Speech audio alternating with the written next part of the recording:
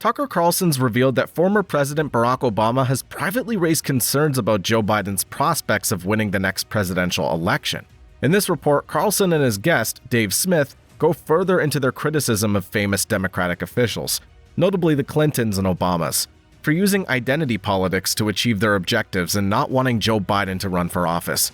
Carlson in an X post tweeted, "From an unusually good source, Obama's tweet supporting Joe Biden was disingenuous. In private, Obama's telling people Biden can't win, and he is therefore in favor of an open convention.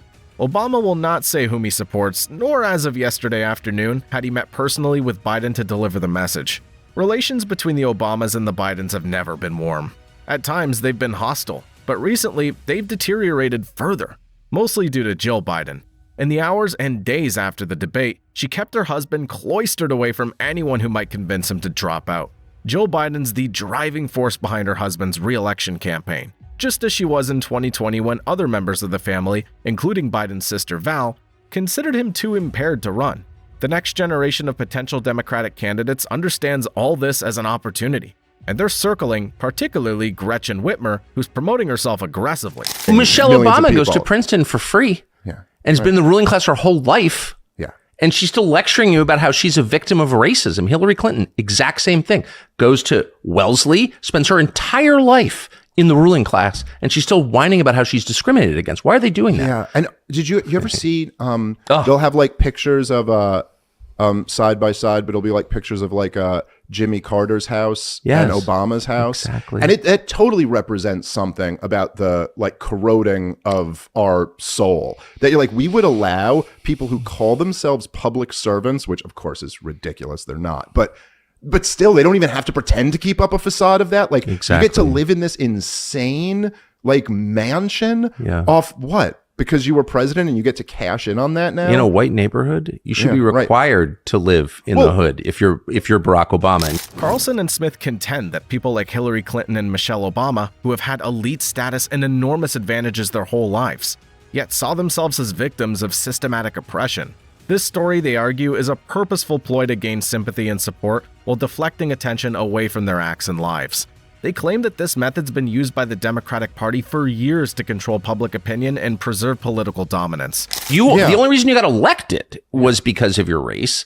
You spent your entire 8 years inflaming race hate in our country, and then you go to Martha's Vineyard, the whitest zip code in the world? Not allowed. You're not allowed to do that. Barack Obama emphasized for his post-presidential profits and lavish lifestyle, which Carlson and Smith believe contradict his public service image.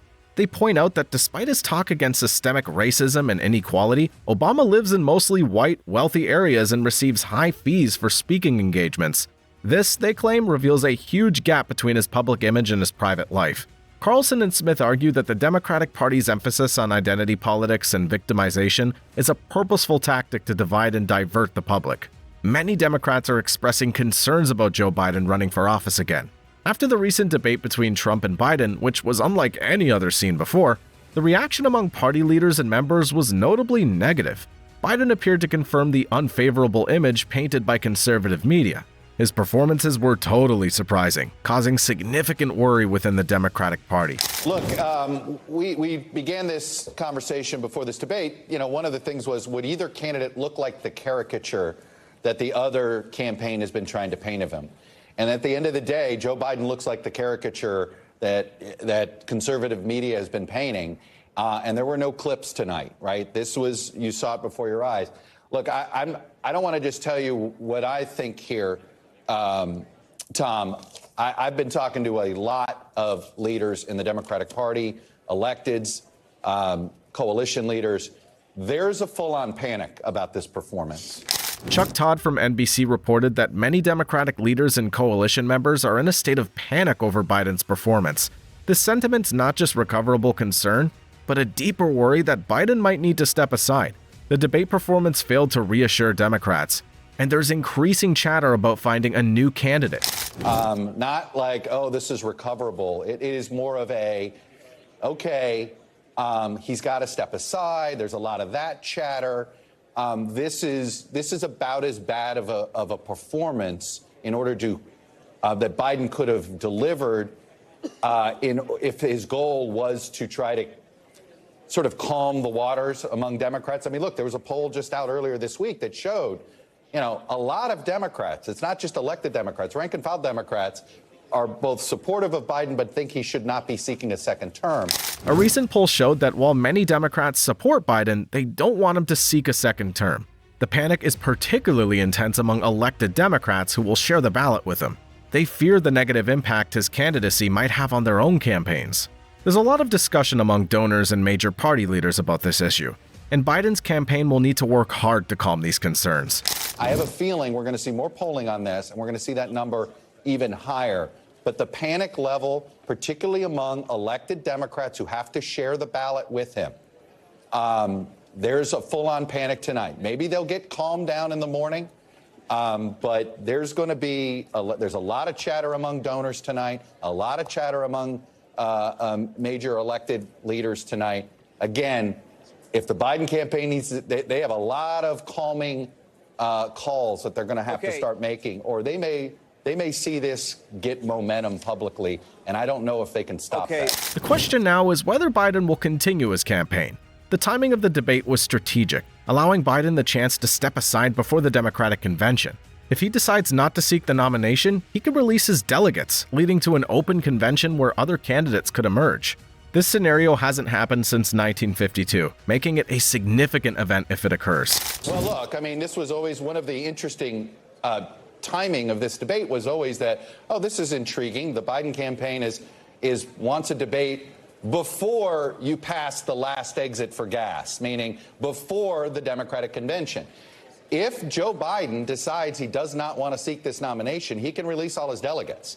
And then it basically becomes an open convention. And we haven't had a real open convention really since 1952. So, and that becomes a whole, you'd probably have the vice president. You might have a couple of governors. You might have the home state governor in Illinois, who's the host of the convention, wanting to follow in the footsteps of an Illinois governor in 1952 who was able to gather that nomination in Adlai Stevenson when the convention decided to hand it to him. But it all begins with Joe Biden would have to agree to do this. And you don't walk away from these things. They're going to fight. I mean, you feel a little bit of the fight tonight. They're trying to say, look, he was thrown off a little bit at the beginning. I don't know how you're thrown off, that you're surprised that inflation is the first question, but that's their excuse. Chuck, maybe that'll be enough to calm the waters. I don't buy it. And I'll tell you this, Tom, I think there are two public Democrats to be watching for and to see if they say anything. Because I think there are two Democrats who, if they went public with this, I don't know if Joe Biden could stop the freight train. One would be Nancy Pelosi, and the other would be Barack Obama.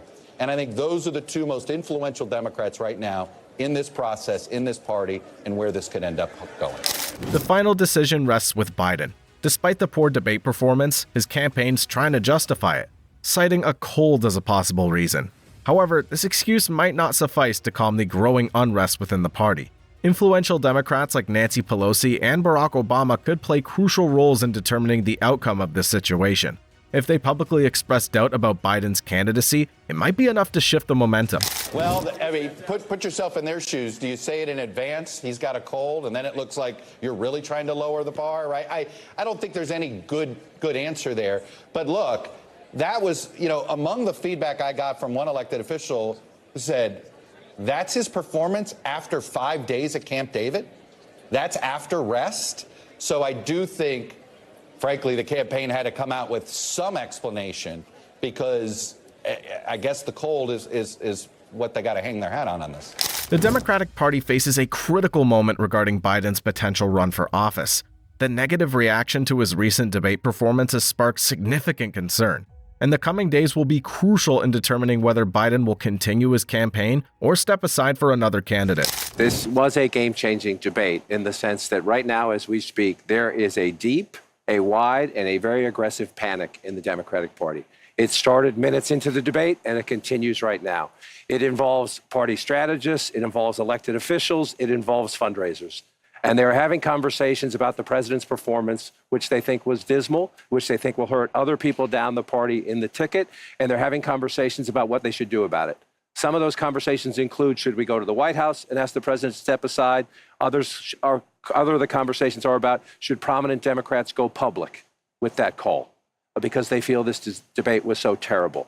They do say in moments in the debate later, the president got better and got his footing, but then at the end, even his closing statement was a little halting. The contrast between the two candidates. Let me be clear. None of them, and a lot of Republicans, don't think Donald Trump had a great night. Donald Trump broke the fact-check machine more than I can count tonight. That will be on the record as we go forward. He refused to answer some very specific and direct questions about his conduct, about January 6th and what all. So that will be dealt with out there. And sometimes there's a parallel universe between the political elites and the American people. It'd be nice to see what the voters say. But I can tell you, it started minutes in. It started with the first couple of answers, and it has continued throughout the night from a, oh my God, oh my God, oh my God, to what do we do about this? Legacy media like CNN have raised concern for Biden due to the events. Finally, Carlson's comments can't be proved wrong. The hypocrisy is evident among Democratic leaders, notably the Obamas, who publicly advocate for social justice while secretly benefiting from their privileged position. They critique the use of identity politics to influence public opinion and perpetuate power, pushing viewers to see through the veneer. Will they not drop their nominations? Will Biden take another route? Who will the Democrats present? A lot more will get uncovered as we advance toward the November 5th election.